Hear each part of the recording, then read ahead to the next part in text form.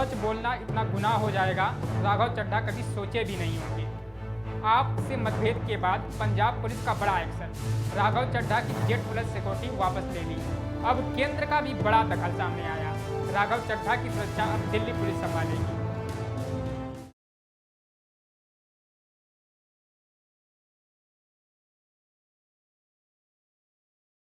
नमस्कार दोस्तों, मैं हूं आदेश गुप्ता। आम आदमी पार्टी के अंदर चल रही अंदरूनी कलह अब खुलकर सामने आ गई है। पहले राज्यसभा से राघव चड्ढा को आम आदमी पार्टी के उपनेता पद से हटाया गया, अब पंजाब पुलिस की दी गई जेड प्लस कैटेगरी की सुरक्षा भी हटा ली गई। अब आम आदमी पार्टी के अंदर चल रही कलह की घमासान पूरा साफ होता दिख रहा है। इसी बीच केंद्र सरकार की भी एंट्री सबको चौंका दिया। अब उन्हें केंद्र सरकार की ओर से सुरक्षा दी गई है। सुरक्षा वापस लेने के बाद आम आदमी पार्टी के नेतृत्व के बीच चल रहे तनाव को देखते हुए राजनीतिक गलियारों में इस घटनाक्रम को काफी अहम माना जा रहा है। इस खबर ने राजनीति में एक नई बहस छेड़ दी। इस कदम पर प्रतिक्रियाएं भी सामने आई। राघव चड्ढा ने कहा कि उन्हें खामोश किया गया है, हराया नहीं। आप नेताओं ने उन पर संसद में पंजाब के मुद्दे उठाने से बचने और केंद्र से खिलाफ आक्रामक रूप अपनाने के बजाय संपर्क में लगे रहने का भी आरोप लगाया है। आक्रामक तेवर अपनाते हुए राघव चड्ढा ने पार्टी के आरोपों को झूठ बताते हुए खारिज कर दिया।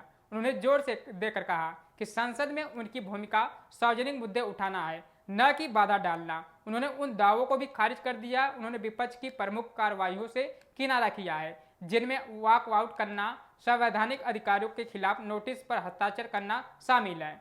उपनेता के पद से हटाए जाने के बाद राघव चड्ढा ने कई वीडियो बयान साझा किए हैं। इससे संकेत मिलता है कि वह चुप बैठने वाले नहीं हैं और पार्टी की आलोचना का लगातार पलवाट करते रहेंगे। उन्होंने एक किताब के अध्याय की तस्वीर भी साझा की है, जिसका शीर्षक था, कभी भी अपने गुरु से आगे निकलने की कोशिश न करें। इसे व्यापक रूप से पार्टी के प्रमुख अरविंद केजरीवाल पर एक परोक्ष कटाक्ष के रूप में देखा जा रहा है।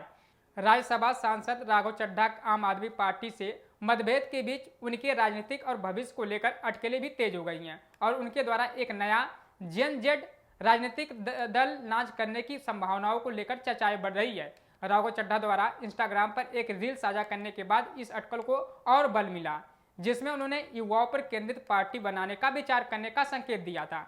हालांकि उन्होंने इन संभावनाओं की पुष्टि या खंडन अभी तक नहीं किया है, लेकिन उन्होंने इस विचार को एक दिलचस्प विचार बताया है।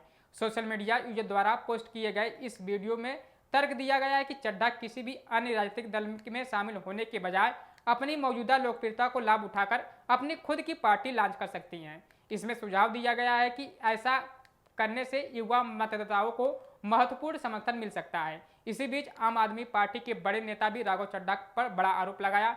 सौरभ भारद्वाज और आतिशी समेत आम आदमी पार्टी के वरिष्ठ नेताओं ने सार्वजनिक रूप से उनके रुख पर सवाल उठाते हुए आरोप लगाया कि वह प्रधानमंत्री नरेंद्र मोदी और भाजपा के सामना करने से हिचकिचा रहे हैं। इसी बीच भाजपा ने इस विवाद पर अपनी प्रतिक्रिया देते हुए संसद में चड्ढा को बोलने से रोकने पर आम आदमी पार्टी के फैसले की आलोचना की। दिल्ली भाजपा अध्यक्ष वीरेंद्र सचदेवा ने इस कदम को अत्यंत आपत्तिजनक बताया और कहा कि चड्ढा द्वारा पार्टी में शामिल होने का कोई भी निर्णय उनका अपना होगा।